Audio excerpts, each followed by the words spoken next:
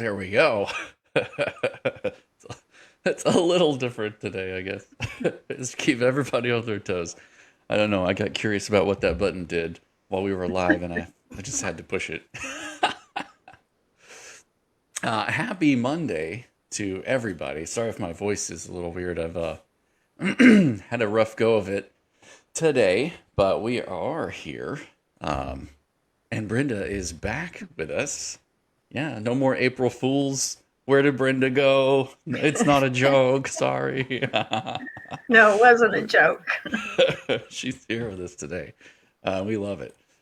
We want to start like we usually do with a special thank you to our top sponsors. And also, just a quick reminder that we do have our 501c3 set up. So if you know someone who has been aching, as post tax season, they're aching for those extra write offs, or they need a place to dump some of their money into something that they feel good about that also gets some tax breaks.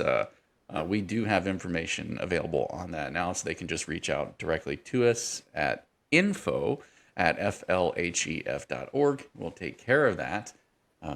As always, we love our top sponsors, and we really appreciate having them around because they help keep us around, as do all of our sponsors, including the ones on our recognition wall. So if you haven't seen our recognition wall lately, hop on over to the website, flhef.org, and right in the menu, you'll see Recognition Wall, and that is where all of our vendor sponsors are. So these are people who have businesses and would like a little bit of visibility, and they can donate monthly at a bit of a higher tier than the individual tiers are. This is for businesses, and they get visibility right there and backlinks right there into their business from our recognition wall. And we also put them there so that you can see them, and if you need any of their services, or you discover a home education instructional program or a PE program or an electrician or whatever that happens to be in your area and you want to do business with because they support homeschooling, you might find them there. So keep an eye out on that list. Brenda, how are you? Welcome back. Thanks. It was not a vacation. I was gone, but it was That's not a true. vacation. That's true. That's true. I think there's things just happen so fast. Like time just keeps on. It is a respecter of no person. It just I keeps know on it's ticking. so fast. I mean, think Yeah, about it. We're already in April of this year, and it just turned it's wild. 2024. We've done Yeah, session for 2 months and yeah, three yeah, months. yeah. Three months. That was hitting the ground running. I didn't know how quickly that was going to just be a whirlwind or a whirling dervish or whatever you want to call it. It was crazy, crazy chaos. We made it through without being having our PEP scholarship gutted, which was interesting. I know that we've had messages from some of our other connections that have said there are other states watching what we're doing in Florida to see how we've been managing to keep the ESAs and the laws for ESAs separate out from home education, even though the scholarships were meant for home education, and keeping that barrier of protection in law, which is they're watching and they're taking notes and they're very curious, how it's all working and folding out, because it's a little bit different than in other places where it's been done. And they're excited about that. We're excited about that because we love having all of our rights secured, defined, and protected, right? Hey, Dina. Dina's in the comments section. So, um, where would we like? There's so much to talk about today. Where do you guys want to start? Let's Anything let pressing? Crystal kick it off. Yeah. Okay. Cool. So, Okay. Crystal, start us off with some of the Step Up for Students updates, perhaps, or do you want to start with the language update? I can start with the Step Up for Students Okay. updates. So I only really have two things. One is that applications are open. So if you Mm-hmm. missed that, there were some people who didn't get an email right away. Mine was delayed. It came through probably like halfway through the day after they had opened it. But if you didn't get an email and you weren't aware, applications are open for this next school year, for renewal and for new families.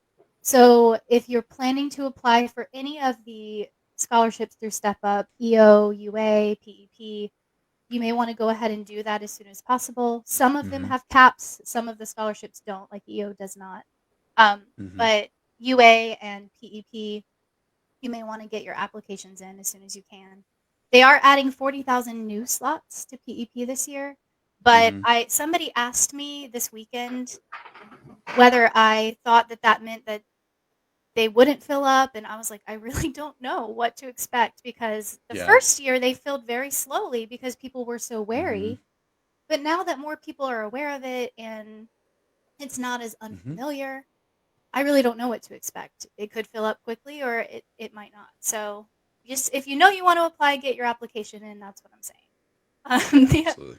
Go, For I sure. Brenda. was having, speaking of people didn't know, I was having dinner last night with a young friend of mine who has children. The oldest is 7. And I had told her about the VPK program and about the Step Up program. And she has the children in a school that she's just thrilled to about. It's a private school. She has to work. She's a single mom. But she said, I can't believe how many people don't even know these scholarships are available. That actually, you're so Yes. you're not wrong. I was surprised. We're still getting messages coming through the contact forms, the live chat on the site, um, directly into email and our Facebook page, and people are asking, so how does PEP work? How is that different from home education? And how does that, if I want to be homeschooling, what does that look like? And how does that all work? And it just blew my mind. I was like, really? What's blown my Okay. mind is we've had some people who just found out about UA. So they could have, like, it would Hmm. have been so helpful to their family for the last Mm. decade or more, and they just didn't know about it. Yeah, So that's if wild.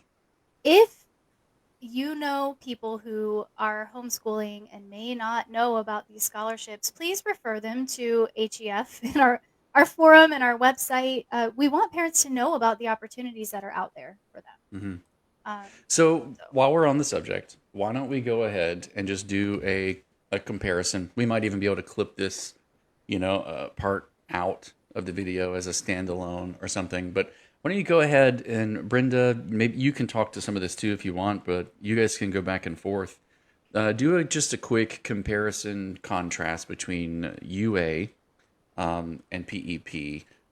FESUA is a unique abilities scholarship for children with disabilities. And PEP, the personalized education program, is a separate scholarship directed at home education families. Speak to those so that as people listen in, they might, especially if they're new, they might have a quick way of going, okay, well, this is the one we want to go for and why. Like why you might apply for one over the other. Um, well, I know Crystal's made a list, so why don't you let her go first, and then I'll just butt right in if I have something to add. Fair sure, enough. yeah, there is a pinned post in the PEP FAQ section of our forum, and I put it there because that's where I was getting this question. But I could copy it out into the main scholarship section probably. But Okay. it Yeah. defines what all these terms are: FTC, FES, what EO, UA, all of that, and kind of explains the differences between the scholarships. Um, but essentially, if you have a student with a disability, especially if your student needs therapies, UA is going to be probably the most beneficial scholarship for you. It tends to give higher funding amounts than PEP, and it covers things PEP does not cover. PEP does not cover therapies because the purpose of the PEP scholarship is different. So if you are looking for help covering the costs of therapies and those types of things, or if you need adaptive technology for your child, UA is going to be the way you want to go. Go ahead, Brenda. I was just going to say they have to be specific disabilities that are listed in the law for parents, for the child to qualify. It Mm-hmm. can't just need reading help. There is a Yes. scholarship Mm-hmm. for that, but not these two. And so you have to have Mm-hmm. a doctor's diagnosis or you have to have an IEP from the public school if a child's coming out of a public school with those specific disabilities. Yes. And if you are applying through Step Up, for example, they have a handbook with a very detailed list of what qualifies and what documentation you would need to provide and all of that. But yes, that's an important point to note, that you do have to have a diagnosed disability that fits into one of the categories that are approved. Oh, check this out. Bless her heart. Deline. Deline says renewal family submitted 24 hours later. It went to awarded. God bless you, Deline. You've been through so much. Yes, I well, bet that was like a joyous moment for you. yes, and I really hope that there are no glitches between awarding and funding this year. I anticipate that this year is going to be a lot smoother because they've worked out some of the kinks that they had originally with the system, but I guess we'll see. That's an important point to note also, that awarded is not the same as funded. So the funds are not Right. actually going to drop until the fall. They have Mm-hmm. funding dates for each program, September-ish or August, depending on which program you're in. Um, Yes. so awarded is great, but you shouldn't expect to see the funds until then. Yeah.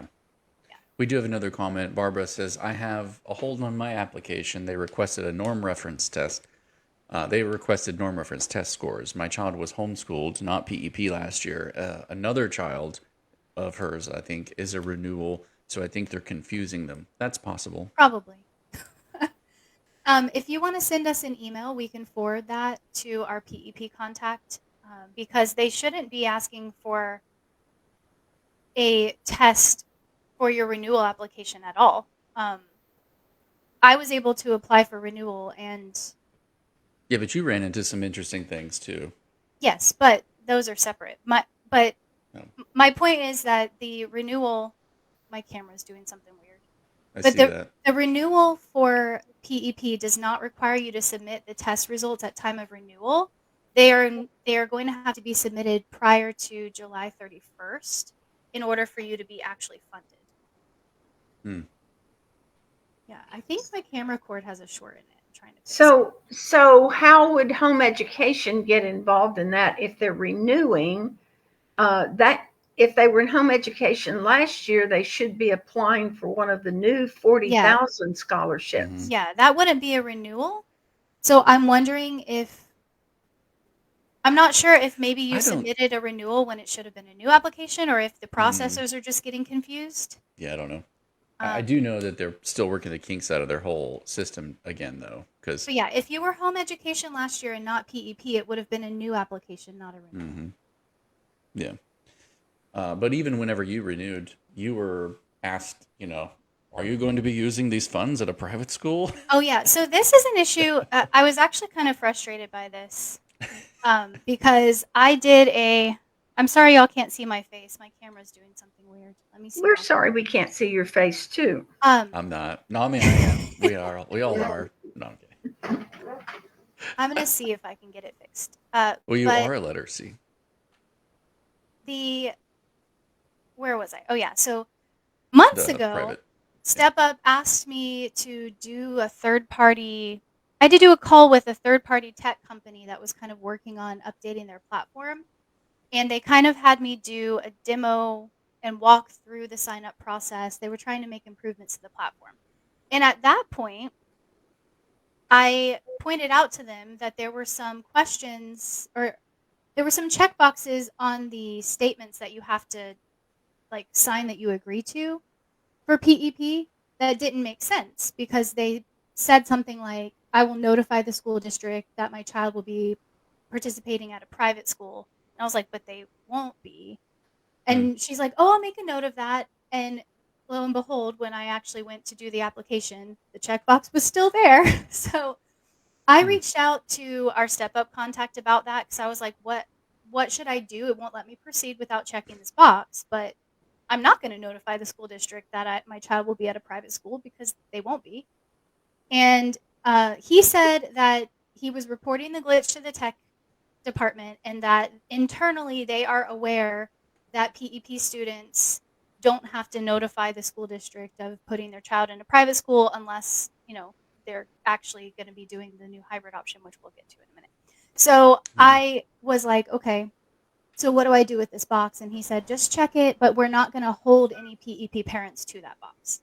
So I was like, well, Right. okay, I have that in writing. I guess I'll go ahead and check the box. Right. But if you run into that, that's what I was told, is that they understand that it should have been removed, and they are supposedly going to be removing that from the PEP side of the application. Yeah, and they may But already have. We just only applied. yeah, so once. just little things like that they're still working out. Like the language from one scholarship accidentally got copied over into the application for the other one or whatever. Mm-hmm. So they Barbara- must have started with a template for all the scholarships, and then they're trying to Yeah. separate them out and branch out to the Yes. individual scholarships. It's the FTC scholarship application. So I think what they did this year that is definitely an improvement for last year. Last year they made us apply through the EO scholarship, and then we had to fill out a separate form after we got awarded, quote, air quotes, awarded that scholarship. We had to fill out a separate form saying we wanted PEP. This year, they removed that second step of the process, and there is a checkbox on the actual application that says, I want PEP. So that was a major improvement, and will remove a lot of confusion from the process for parents who some parents last year missed that second step. So that will remove that issue from the process, hopefully. But yeah, and the other thing, I don't know if you want to go any further on this, because I had the one other step up update about the handbook. Yeah, go for it. Let me interject real quick though. Okay. Galene says, any idea when there will be a mechanism to turn in the norm reference test results, and what they're going to want with that? They did star, and there's many drop downs, etc. for what they can probably report. do star too. So as of right now, we don't have a lot of these details. What I do know for sure is that they're planning to put something inside the Emma portal where you'll just upload your test results. That's what I've been told. It will have to be done by July 31st, according to the rule that they've made. So I know for sure they'll have something in place before then. I don't know how soon. I don't think it's high on their priority list right now, because right now they're working on fourth quarter funding and on rolling out the applications. Man, they're still working on reimbursements from like months ago too. They're catching up though. I huge. had a lot of reimbursements approved this week, like a whole slew of them. So they are probably going to do that next, like after they get through some of these more time sensitive things, because they know they have until July 31st before parents have to upload that. And super exciting. Our printer was a part of one of the reimbursements that not the our printer, printer. the ink. I'm sorry, Only the ink. They do not reimburse printers. Yeah, but they do reimburse is what printer I meant to ink. say. So that if you didn't know that, they do. That's the There's actually a drop down under the school supplies for that. Yeah. Ink and toner, but not the printer. So anyway, that kind of sidetracked. Sorry. Thought. But yeah, so where even was I now? The change in the handbook is what I was going to go to next, but I don't know what else I was going to say about that point. Okay, so we'll go finish through the comments, and then we'll move on back to the handbook, because then Philip Valerie Hughes says, if we applied last year, were awarded for FESEO, then denied our application to use it for PEP because PEP was full, do we apply as renewal? No, it would be a new application. We did not use the EO at all. The only people who are going to be, so when you apply, you have to click which scholarship you are applying for. So if you are switching scholarships, it's going to be a new application, because you're now applying for this other scholarship. That's my understanding. So the only people who will be renewal for PEP are the ones who were already PEP this past year.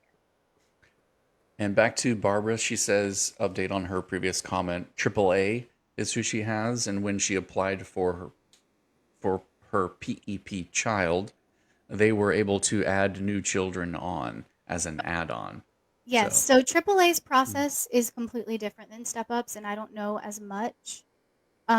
They're less automated and more hands-on. So probably if you just communicate well with them what your situation is, they can figure it out for Mm. your application. And then Miranda Padilla is in here. She says, even with the hybrid private school option, we actually had to put that we will be Florida homeschool and that we intend to use PEP. It's the only way we could get in the PEP bucket. I just figured that it was such a quick turnaround after legislation passing that they couldn't get the hybrid option figured out online. That's odd Well, because the go ahead. well, I was just going to say the hybrid option is not. So it's important to understand that hybrid is not an attendance option in and of itself. So Right. you're still considered PEP for attendance purposes, but the Yep. change in statutes, which we're going to pull up that language in a minute, Yep. the change allows for PEP to be used at a hybrid school. It allows those schools to be eligible for the scholarship now. Right. And we can go over that more in a second. But they still have to qualify as a private school. Correct. Yes, school they still have to does. meet all the other qualifications. Mhm. This just adapts that attendance qualification that was blocking some schools from being eligible. Sure, like because they were running into issues where they wanted And we can to. pull up that How do we language in a track that? second and go Yeah. through it because there's been a lot of confusion about that. And I Do you know want to do Jason. that now, or do you want Well, to do I that? want to cover the other quick PEP update that I have, Cool. which Go for was it. just this happened maybe last week or the week before. There were some concerns about the language in the handbook for Step Up limiting the frequency of purchase for elective supplies. And that had already been in PEP. I guess people just hadn't noticed it, but it was new to UA. But they removed it. So if you were concerned about that, they released an updated handbook a week or so ago on the website, and that frequency is not limited for supplies anymore. Still limited for equipment. There's a frequency cap. But Mhm. people were worried about, can I only buy paints once a year? What does this even mean? Mhm. How are they going to Mhm. enforce that? That's just been removed. So we don't need to Mhm. worry about that. And thanks to the new language, they're able to update the purchasing guide more. What's the word? Uh, Frequently? Flexibly. Yeah, yeah. Frequently, I think they're able to kind of be a bit more dexterous in their getting their updates out. So, Hey, my face is back. hey, look at you. Welcome back. All right. Okay, so let me move to the other screen share. Doo-doo-doo. And then, of course, your names are now on the wrong places, so that's a thing. So I have up on the screen the part of the language for the FTCPEP section that says, for the purposes of this paragraph, full-time enrollment does not include enrollment at a private school that addresses regular and direct contact with teachers through the student learning plan in accordance with 1002.421, 1I. This is the section of the bill, HB 1403, that they added as the very last segment of amendments as it was being pushed through and finalized.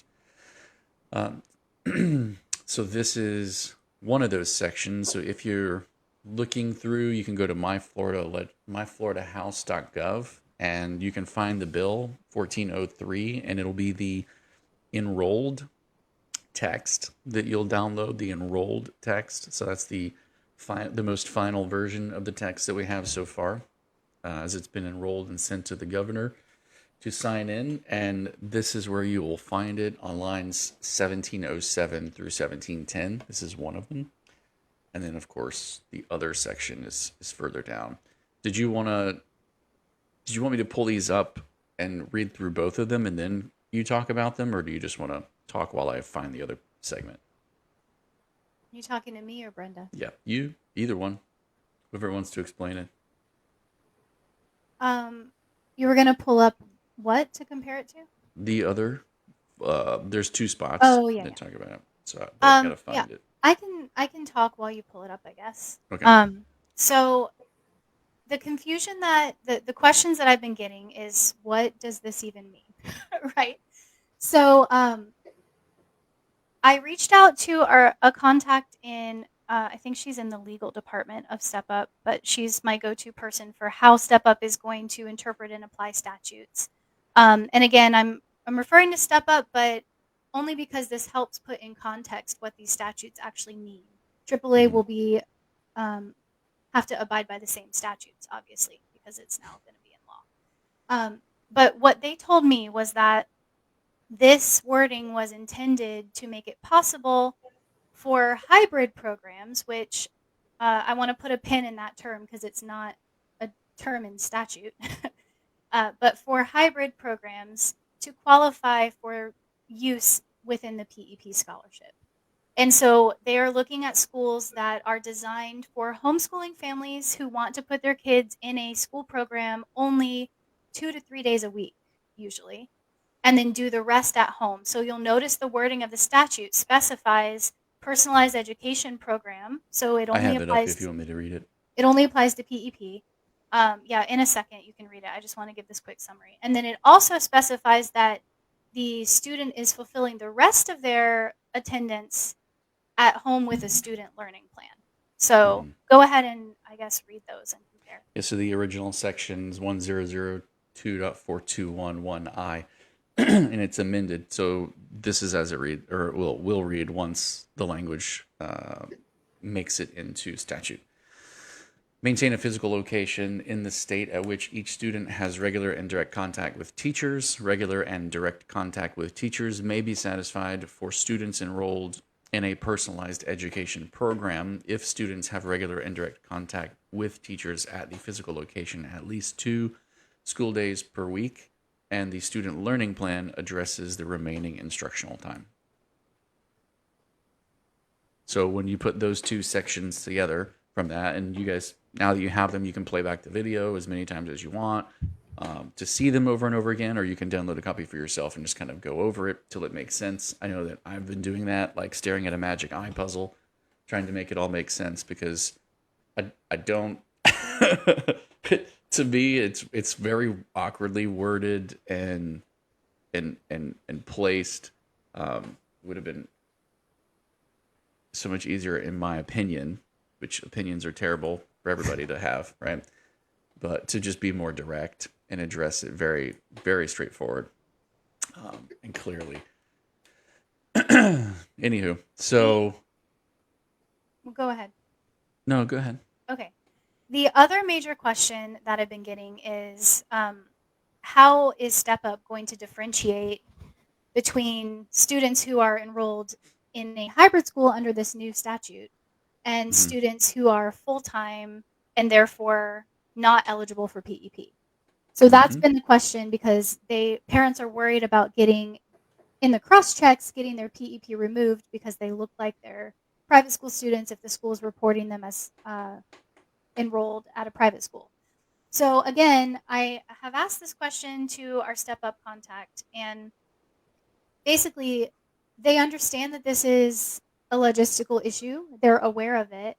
And they are working with the DOE to find a way for the schools to report these PEP students that are at a hybrid differently Mhm. than the full-time private school students so that they can keep them in separate buckets essentially. And there won't be confusion whenever they're doing cross checks. So Something good. I was just going to say, if you were worried about that, just know that they haven't announced how the logistics on that are going to work, but it is something that they are actively working with the DOE to figure out. Right. And something to keep in mind as that's the topic. When you're enrolled in PEP is your method of satisfying attendance in statute, according to statute. So that one of the conflicts that we're having is how are they enrolled in the private school and enrolled in PEP, and that's the logistic they'll have to work out. But in order to qualify for the scholarship and have it, your method of enrollment is the scholarship, is Yeah. PEP. So And keep that in mind. the other question I was getting is how is this different from what we could already do with part-time classes at a private school? The answer to that is that some of these schools weren't able to qualify to be eligible scholarship schools because they only meet 2 to 3 days a week. And so this statute was intended to make them able to qualify as eligible for scholarship use if they already met all the other qualifications. Because as Yep. Brenda pointed out, there is a whole list in statute of things that a school has to do and meet in order to be an eligible scholarship school. But if the attendance piece was the only thing keeping them from qualifying, then that's what this was intended to address. Hmm. Dina asks a The question. language that is messing up the whole issue is it's the in current statute before this was passed, it said that in a private school the student had to have regular and direct contact with the Teachers. teacher Hmm. on the regular basis. I've forgotten how It it says stated the last maintain a part. physical location in the state which each student has regular and direct contact with Right. teachers. Yeah.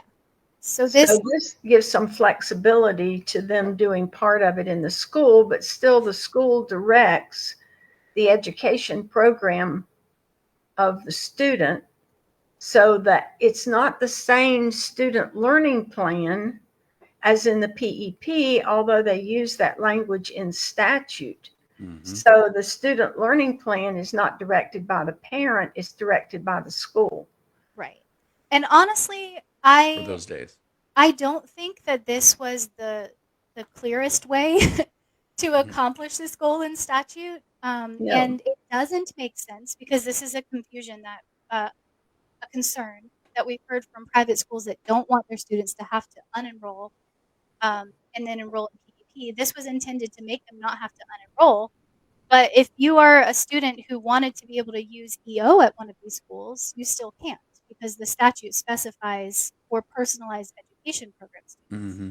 So there's, like I said, it's maybe not the best way that they could have gone about doing this, but this is what the statutes currently say. So we're just doing our best to try to help you understand what this means and how this is going to play out logistically if you're using PEP at one of these schools. Hmm. This is one reason we really need to have a work group before the next session to Yes. try to work out some of these awkward provisions that are in statute, like who reports the attendance, who's in charge Hmm. of the student plan, do they attend in a physical location, is the parent in charge, is the school in charge, that were not addressed or considered in the last week of session when they threw some amendment out there. They were trying to help the hybrid schools, but Right. they didn't look at the whole scope of of the different aspects. And we really need to Yes. try to clarify the different options, maybe even including micro schools, which are very similar to hybrids, but they're not really required to meet the same scholarship set of statutes for private Hmm. schools that take scholarships. So we're hoping that somebody will have the authority to call together a work group. And Yeah. And we also just Yeah. want to get these definitions clarified. Like what is a hybrid? What is a micro school? Because Yeah. a lot of people use these terms interchangeably and it creates a lot of Sure. confusion. Yeah, Especially absolutely. when you're looking at statutes and what they're intended to apply toward, and then nobody is sure what any of the terms mean. The Well, other and point, especially when money gets involved, because then yeah, everybody's like, "Well, we're a home education instructional program." It's like, yeah, actually, you're a karate yeah, dojo. Like, calm down. yeah. So the other thing, and this kind of brings it back to the discussion of the comparison of UA and PEP, um, because these statutes, this bill specifically said that this change applies to personalized education program students. I've had people asking me, well, does this mean that we can use UA scholarship now at the hybrid that we wanted to use? Mm. No, you can't, unfortunately. So if again, this is we want parents to understand all these things so you can make the best choice for your child. So if you really, really, really want to use the money at a hybrid and your kid is really involved there and they have friends there and you don't want to take them out of that school, Hmm. it may be best to stick with PEP rather than switching to UA, even if you qualify for UA. So you're going to need to make the decision for your child's situation, what is going to be the best. Yeah, and then we're not making that decision for you. We just want you to understand what the paths entail and what the options are, Right. what makes sense, so that you can do your due diligence with thinking them through and making the best choice of like, oh, it's like I was talking to someone yesterday about the house that we're looking to get, and I was like, well, I can make some of the repairs, but I don't have the experience when I start making the repairs to look at it and go, oh, I didn't know this and this and this was going to happen when I started doing that. Whereas my friend does, right? He's had so much more experience than me. And I think that's the kind of idea that we're just trying to offer here, is that experience with the statutes and information, so that you can think maybe 2 or 3 steps into what it is you're trying to do, but not necessarily trying to help make the decision for you. And Just to especially for be clear. those who are new to homeschooling in Hmm. general, you have a lot of decisions to make for how you want Hmm. to approach things. So we just want you to know your options, be able to make your choices. Because, I was talking to someone the other night who they use an umbrella school, another term that's not in statute. And so they're interested in looking into PEP, but I had to make sure they were aware that if they're going to use PEP, they will need to unenroll from their umbrella school because it counts as a full-time private school in Florida. Right. So just there's a lot of things to consider when you're making your choices, and we just want Hmm. you to have the information so you can be Absolutely. informed. Absolutely. um, Dina asks a question. I'm not quite sure how to answer it. So I'm going to toss it up to you or Brenda, and maybe we can put our heads together to understand what she's asking and answer her. She says, will the new hybrid model be applicable to schools where everyone is part time? There are no students that are full time. All students are 2 to 3 days a week. I believe so. So from my conversation with the Step Up contact, my understanding is that those schools would now be eligible for scholarship, again, assuming that they meet all the other eligibility requirements Mm-hmm. because of this change in the statutes. I don't know, Brenda, do you agree or you want to chime in at all? I think it would be dependent on what the school itself determines to be the plan, because I can't see them letting some students go home part time Mm-hmm. and others have to stay full time. It may change. It may change the way that the umbrella schools operate. In all honesty, if I saw this and I was operating not an umbrella school, a hybrid school. I'm sorry, I used the Hybrid. wrong term. A hybrid Okay. school. I could see the option of doubling the size of the enrollment, but keeping everybody on a part-time attendance basis. Because if you've only got kids there 2 days a week and you have the building that you've secured 5 days a week, then why wouldn't you double your enrollment, which then provides more opportunities for more kids who are on scholarship? Mm-hmm. So I think we're going to see some developments, at least looking forward, to some more creativity in the range of private schools. And Yeah. And we're going to be hopefully working this year, if, like Brenda said, if we can get some sort of a work group together to just work towards next year's legislative session to have things in place for clarity and definitions of Mm-hmm. terms and what the different programs are and what they look like.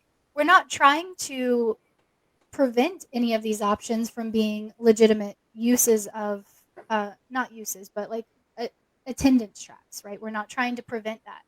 But we think that it would help a lot to have the clarity of what each of them is and Mm-hmm. how it functions so that, again, parents are just not really confused looking at this and getting lost and Mm-hmm. possibly maybe losing a scholarship yeah, Right. because losing a you know, scholarship or getting in trouble because they're not actually meeting attendance requirements that they thought they were or whatever. Mm-hmm. So we just want everyone to have clarity of what their options are, but we want there to be options. We want there to be Mm-hmm. freedom for parents to do whatever situation is working best. So we're just and to give working them an through it. example of what we're talking about, because a lot of people don't understand the structure of statutes. Mm-hmm. If you go to uh, shall I give the numbers, Jason? Yeah, go for it if you want. 1003.01 paren 16, there are listed 6 ways to meet compulsory attendance. So what they've done, I mean, I fought pretty hard last year. Jason and Crystal weren't on board at that time, but they originally put this whole PEP program in the home education statute. Well, the statute refers to another statute, which is what we term the home education law, 1002.41, and it spells out what each of, what a parent who enrolls in a home education program is required to do. Then there's the private school statute, and it lays out what they're supposed to do.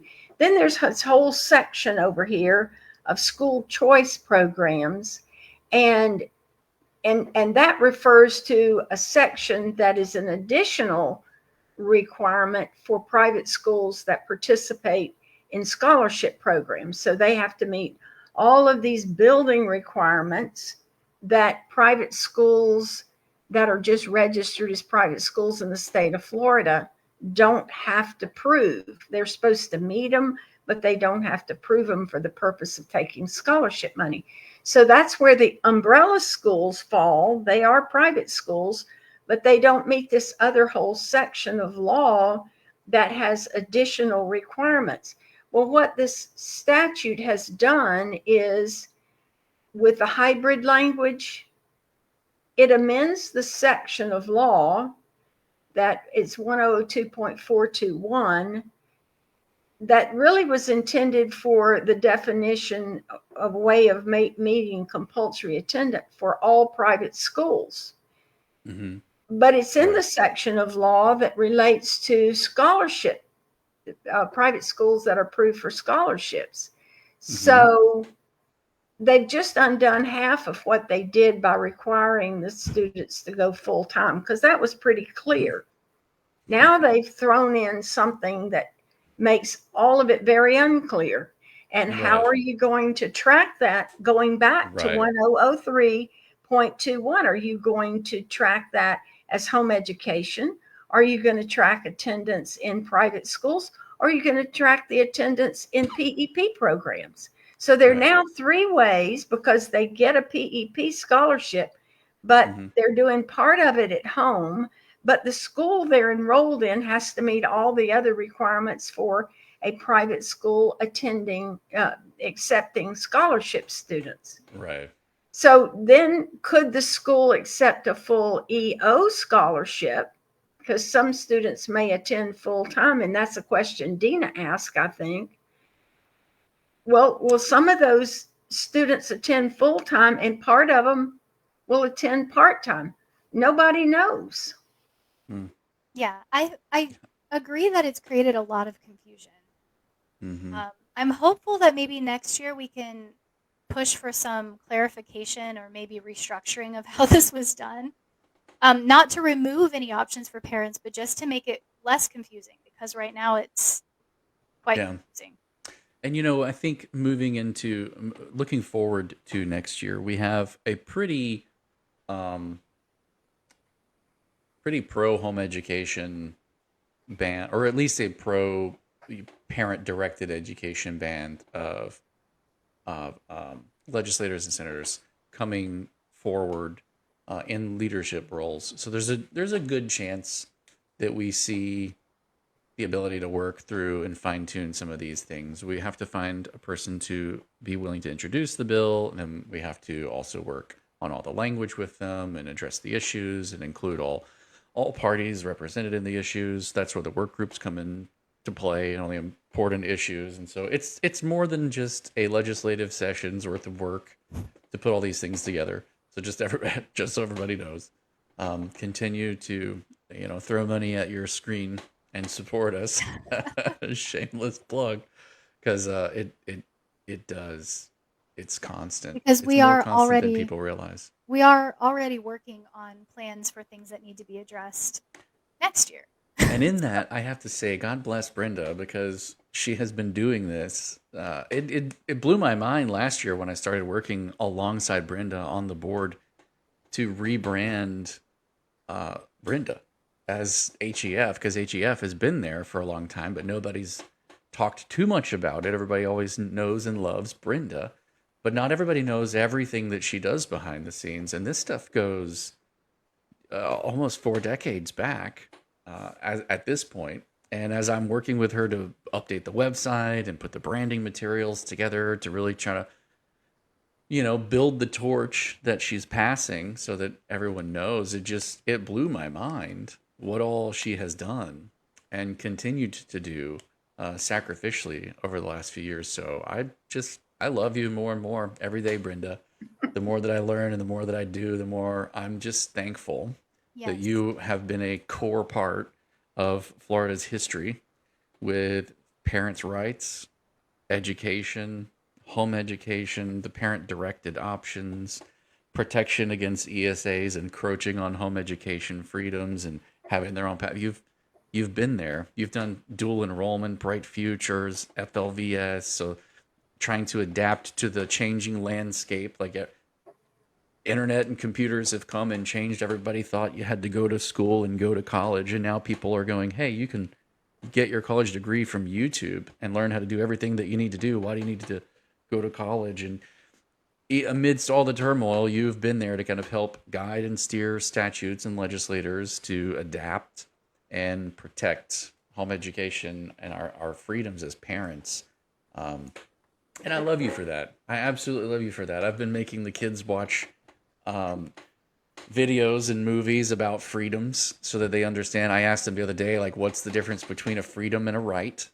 And they scratched their heads and stared up at me, and I was like, okay, that's where we start. So we started having those conversations, and I queued up a couple of good old classic movies that, that talk about those, or not necessarily teach and talk about them, but they demonstrate tyranny and the divide between tyranny and freedom. And people pay prices. It takes a sacrifice, and I appreciate all the sacrifices that you've made throughout the years for us. And I'm For not sure us. people realize how much work it actually is and has been, because we got here in January and we're just thrown into the legislative season. Like, we got here, I think, literally 3 days before we just had to hit the ground running with everything. So, um, And this it is, hasn't stopped. and it hasn't stopped. Legislative season was the most hectic because we all had to basically just be on call because we never Yes. knew what might be happening Like day to at a day. drop of a hat, yeah. Or even halfway through a day where suddenly it's like, this has popped up on this agenda and we need to be there in 2 hours, right? Yeah, So right. that's a different kind of crazy. But throughout the rest of the year, for the last almost 40 years, Brenda has been answering some of the stuff that I'm now doing. She's been doing all of it. She's been doing the lobbying and answering parents' questions and advocating for them with school districts and with the SFOs and all of that stuff for almost 40 years. So thank you, Brenda, Brenda, it's for time to go touch some everything that grass. you've done. You need to touch some grass. I love you. I Well, love you. let me just throw it out there, not to give me any kudos, but I really want our audience to understand how much time and energy this job takes, Mhm. and what things that we don't even anticipate affecting our rights You can. do affect our rights and the privileges we have. Back around 2000, the year 2000 election, the voters decided to change the way the education commissioner was placed in that position. Before that, we had a cabinet that had a position for education on it. And then there was a constitutional amendment that year that said we wanted an appointed one. So instead of an elected official, which was responsible to the people, they had to figure out, well, what are we going to do? How are we going to restructure education? And Crystal and Jason have a book that has all the laws in it. And so the entire governance of education had to be revamped. It's a very thick book. It's like, Mhm. It is. So the way they did that was appoint a task force, and I was appointed to the task force. There were 28 people sitting on the task force representing community colleges, universities, um, private schools, um, teachers unions, school districts, superintendents, just the whole gamut of Mhm. everybody involved in education in a leadership position. We took that book, which wasn't quite as big as that one, but almost, and we met from August to December every week to review one of those, sometimes just several pages of that book, paragraph by paragraph, and put it in an Excel sheet as to whether to keep that paragraph, delete it, or move it. And then we would meet the next week and we'd go over it. And then we'd be assigned another section of that until we got all the way through. Then there was a bill with Mm. all of that book in statute. And at that point, there was a push by some people that had promised, that were in leadership at that time, that once we came out of that, there would be no changes to it.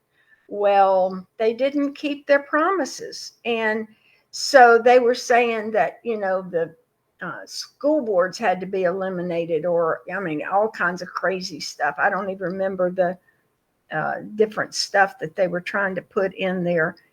And believe it or not, I sided with the school people and the lobbyists that were there, and we pushed really hard to get the House to accept it as it was.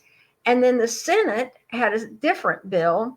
Theirs was so bad they would not even give you a summary or a chart on how the governance was going to work. So Mm. I did a chart, and I took it around to the senators and I said, this is how your bill is going to work. It was a very convoluted plan. And I Mm. lobbied. It wasn't even home education, but the governance piece of that would have affected our ability to protect home education. Mm. So that was before the session, 4 months of involved stuff before the session. So we get involved in a lot of different things Right. because ultimately they will or may affect home education.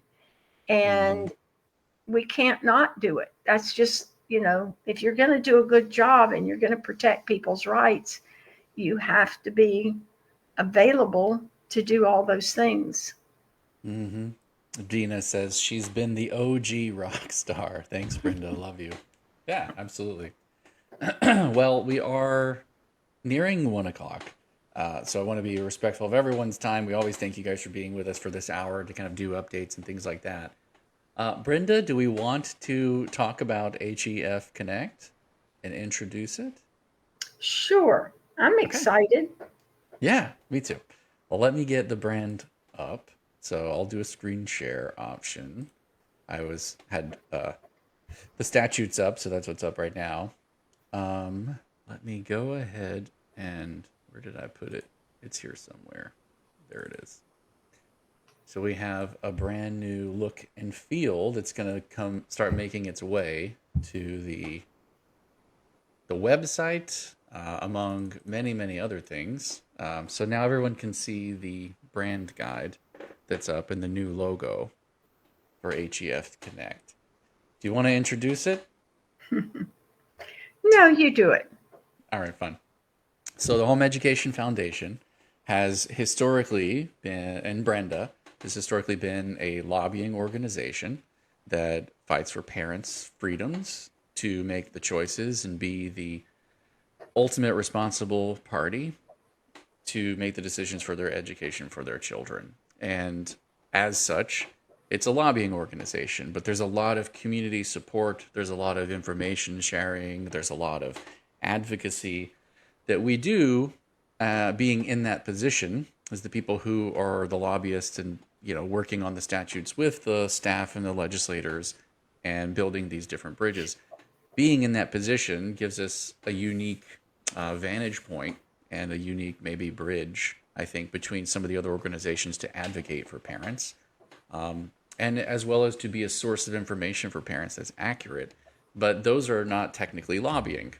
So, in order to be more effective at funding all of the extra work that those entail, as well as HEF and the lobbying efforts, we now have a 501c3 arm that is a sister company to the Home Education Foundation that is called HEF Connect.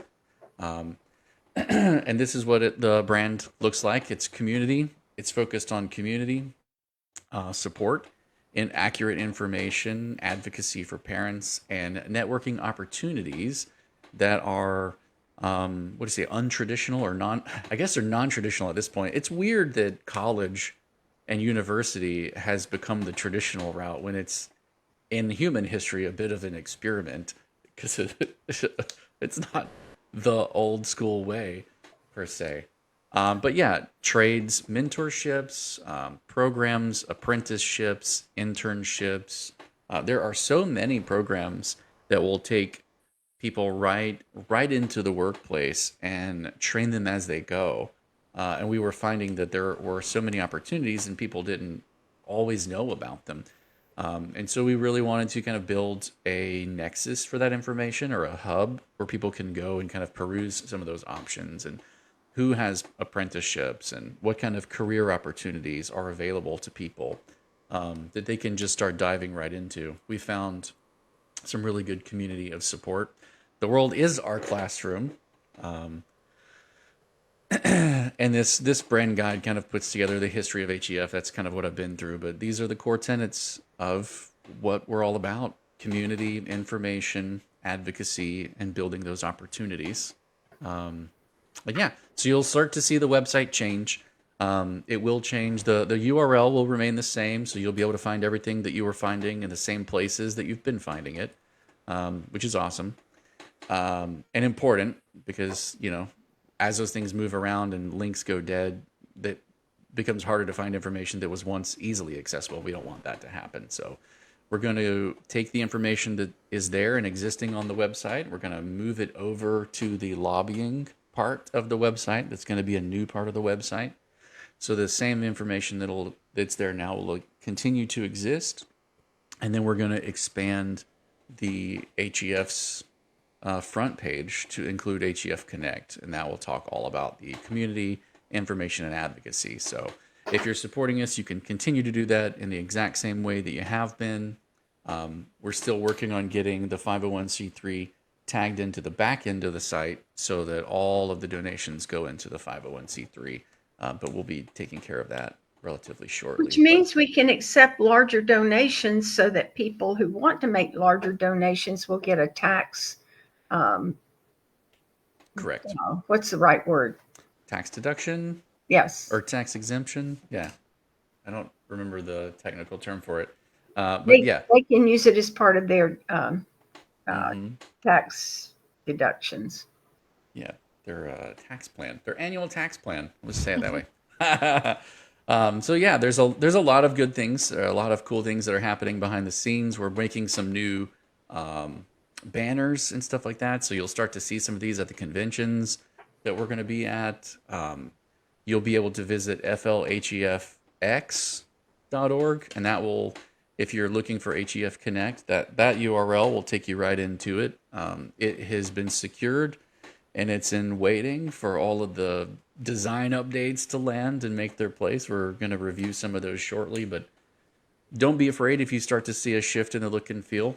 We're going to keep the HEF branding and logo next to HEF Connect so that people will be able to see both and know that they're in the right place. But we have to be very clear that they're two separate organizations. So on paper, at least, very much so.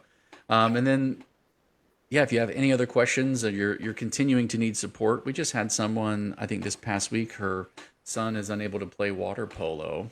And, they called up, hey, they're in our district, but they say we can't play. And, so we're working with them to make the right contacts and advocate for their rights.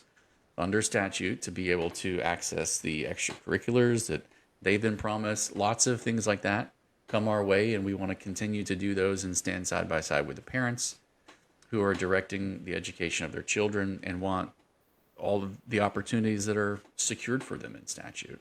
But sometimes it's a knowledge gap. The organizations or a person moved into a new position and they're unfamiliar or don't know, and so paperwork or processes, gets lost in translation, or they just need to be brought up to speed.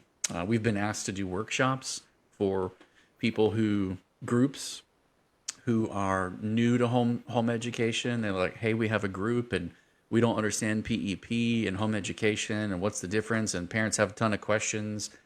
You guys can book workshops with us, reach out to us, and we can do like 1 hour Q&As or stuff like that. We have all the tools to do those and host those virtually. If you're local to us, we can come out and speak with you as well.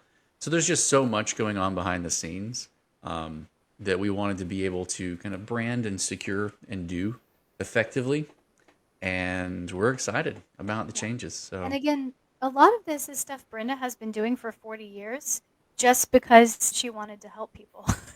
Because technically HEF was a lobbying organization the whole time, and this advocacy work and info speeches and all of that she's been doing is the kind of thing that we are now clarifying as HEF Connect, because it's not lobbying. But Brenda has been doing that work for a very long time, and we're just hoping to expand that and to be able to get information out to more parents and make sure that they know about the opportunities and all of that. So, and I'm so grateful because I definitely don't want to learn all the technology that has to do to move this forward. And Jason and Crystal have just really come in and helped in ways that I could have never done. And it's going to make fundraising a whole lot easier than, begging $5 or $10 at a convention. So, it's time to move into a different realm because everything is getting more complicated and expanded, and we want to stay up with what's going on, but we need funding to do that and to support the work that's going on. I can envision bringing on more people to do the work that initially I created the 501 to do, which is connect kids to industry so they don't have to go to a university, to get a credential. They can just go right to the workplace. Somebody that would be their responsibility would be to go out and find those options for us so that we can expand our hub in this for careers and technical information. Crystal and Jason and I cannot do it all. And if we have funds, we can hire people to help us on some of those things, which ultimately helps parents. So, we need the funding, and we are working on the behalf of parents as well as students to move into the next level. We won't be doing any training, but we will be finding those opportunities for students. And so I'm excited about that. Very much. Dina chimes in. She says HEF Connect is already making an impact. There will be a vocational training and apprenticeship in the Tampa area for homeschoolers this coming fall. That's exciting. She says, I also love that recent homeschool grads will benefit. These opportunities extend beyond the 12th grade. And she's right. A lot of them that are being put in place, or the avenues that we're looking for, are not bound to K-12 students. They're for beyond that. So lots of exciting things there. Lots of really exciting things there. Well, it is 1 o'clock. We are ready to rock and roll. Is there anything else that Brenda, you want? I wanted to say one thing really quick. Oh, go ahead. Because the applications just opened and there's 40,000 new slots for PEP this year, I'm anticipating there's going to be a lot of new people who have not been here this whole past year getting information from us about how everything works. If you have friends or someone in your homeschool community who are brand new to this and very confused and lost, or just getting misinformation from somewhere, please send them to our forum, send them to the PEP FAQs. a lot of the basic questions that they might have are already answered there. And then, just connect them with us so that they can reach out Hmm. and get accurate information rather than a consensus of parents' best guesses from Facebook or something. So, Right. yeah, And just also, we've recorded all of our live streams, and Yep. those are on on the YouTube. And a lot of the early And ones we Rumble. did talk specifically about PEP and give a lot of information that would be very helpful to yes. parents. Yeah, absolutely. And those are saved. You're right. They're saved. I think there might even be a PEP playlist, if I remember correctly. It's been a bit since I looked at how all the playlists were set up, but yeah.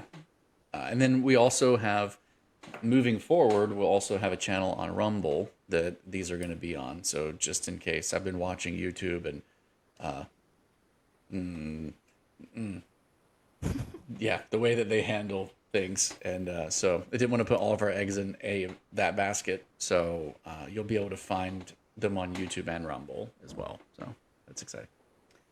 All right, that's all I have for today. It's time to get on. I gotta get to work.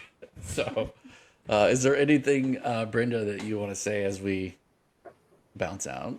No, I think we've said all we need to today. Very cool. Crystal, anything else from you? No. Well, then I will end it with a thank you to our top sponsor again so far, FPEA. Really looking forward to going to that convention. Hopefully, looking forward to seeing a bunch of the faces of everybody who watches our stream when we get there, and we'll take pictures and high five. It'll be hopefully be very exciting. Hopefully, no one brings rotten fruit and throws it or anything like that. That'd be sad, but lots of cool things. Thank you, FPEA, for being with us through this journey and for sponsoring us. And for everybody else, you guys have a wonderful rest of your Monday, and we'll see you all next week.